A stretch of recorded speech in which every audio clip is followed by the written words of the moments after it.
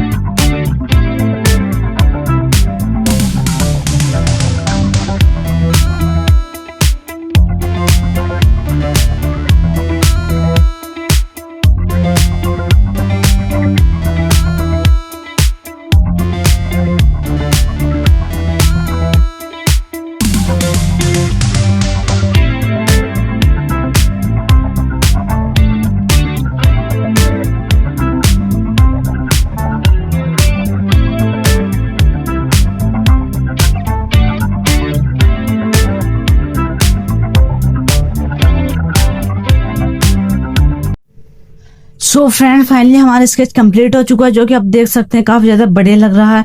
फ्रेंड्स, इसमें मोबाइल में थोड़ी क्वालिटी सही नहीं दिख रही, तो फ्रेंड्स ये रियल में देखने में काफी ज्यादा बढ़िया लग रहा है। तो फ्रेंड, फिर मिलते हैं न्यू वीडियो में। जब तक के लिए थैंक्स फॉर वॉचिंग, बाय।